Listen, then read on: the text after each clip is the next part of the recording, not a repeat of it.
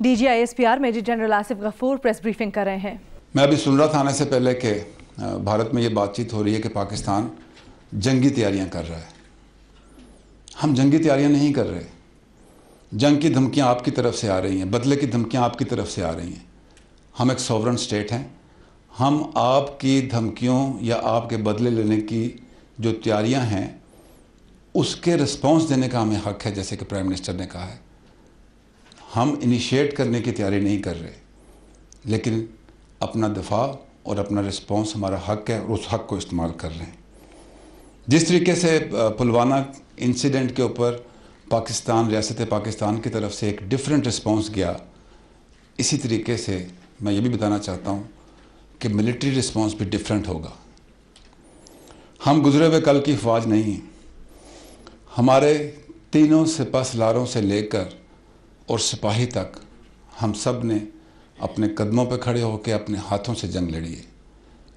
हमने अपने मुल्क का दहशतगर्दी के ख़िलाफ़ दिफा किया है। हम बैटल हार्डन हैं।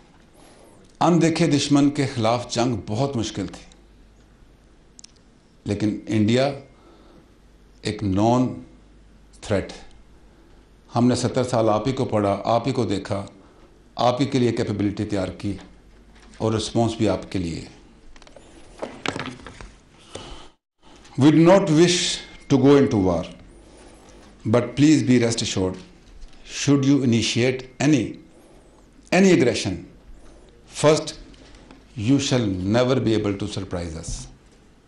Pakistan armed forces shall never be surprised by you, but let me assure you, we shall surprise you. We shall also, because you initiate, we shall also dominate the escalation ladder. We shall have superior force ratio at decisive point. Never think that due to our commitments elsewhere we'll have any capacity lack. We have singleness of conception, from the Prime Minister down to a citizen, from 3 chiefs down to a soldier, all political parties, all segments of life, 207 million Pakistanis, we have singleness of conception. We have the will and the determination. We have the ways and means to reach our desired end state. We can respond to full spectrum threat. And I hope you get this and don't mess with Pakistan. अब आगे का रास्ता क्या है? वो जो आपने इख्तियार किया है कि हमला हुआ, सबूत मिले नहीं, इल्ज़ामात लगा दिए, बदला लेने की बातचीत शुरू कर दी, MNF का स्टेटस वापस कर दें, हमारे शूटर्स ने उधर एक ओलंपिक्स के मुकाबलों के लिए जाना था, वीज़ा ना दें, टमाटर बंद कर दें, वॉर मॉन्गरिंग करें। And let me talk about media also. 2 किस्म की मीडिया होती है, एक वार जर्नलिज्म के लिए और एक पीस जर्नलिज्म के लिए।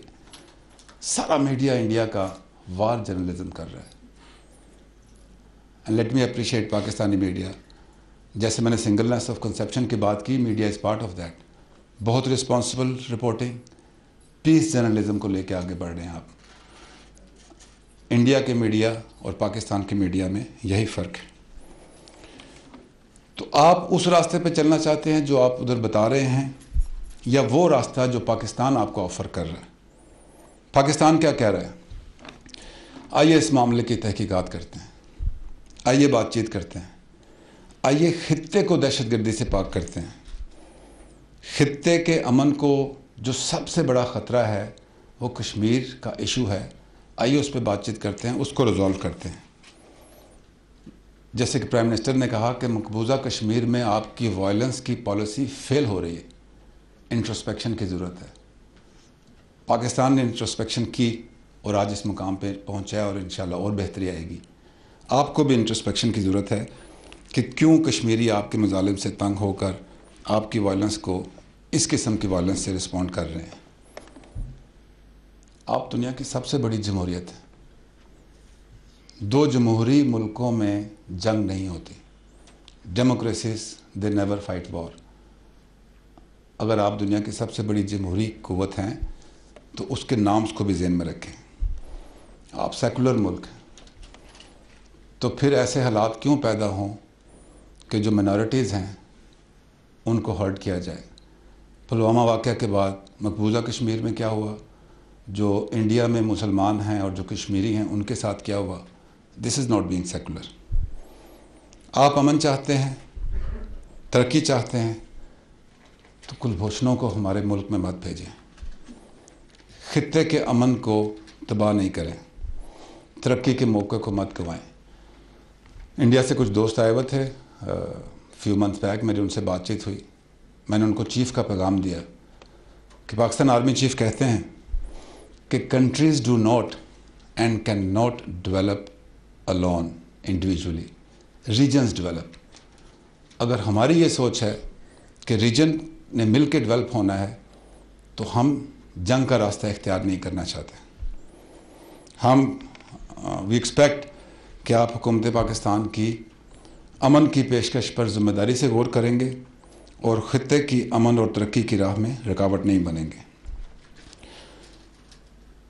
हम 21वीं सदी में हैं, हमारे ख़ित्ते में बहुत सारे चैलेंजेस हैं और सबसे बड़ा चैलेंज ह्यूमन सिक्योरिटी इंडेक्स का है। ना सिर्फ पाकिस्तान, भारत, बल्कि जो बाकी ममालिक हैं उनके लोगों को बेहतर तालीम, बेहतर रोज़गार, बेहतर सेहत हक हासिल है। They have a right to live and live in peace and live in environment which are based on peace and stability and coexistence, ना कि जंग की जिसकी आप बातचीत कर रहे हैं और हालात पैदा कर रहे हैं। आप आने वाली नस्लों से अपनी बेवकूफ़ी के ज़रिए ये हक ना छीनें। आप पाकिस्तान से दुश्मनी कर लें, पाकिस्तानियत से दुश्मनी कर लें, इंसानियत से दुश्मनी ना करें। Your attitude is not in line with the humanity even.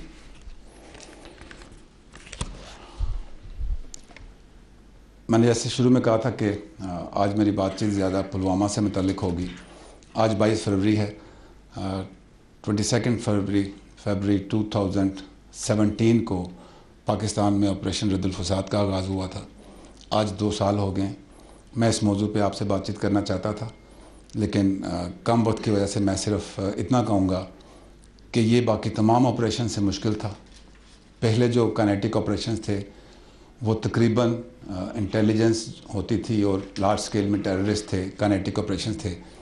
इस ऑपरेशन को मुल्क भर में अनदेखे जो टेररिस्ट थे, फैसिलिटेटर्स थे, अबेटर्स थे, मैं आपसे अगली प्रेस कॉन्फ्रेंस में डाटा शेयर करूंगा कि इन IBOs के ज़रिए कितना एमुनेशन एक्सप्लोसिव रिकवर हुआ है, कितने फैसिलिटेटेड अबेटर्स जो हैं वो हमने ट्रेस डाउन किए हैं, हंट किए हैं।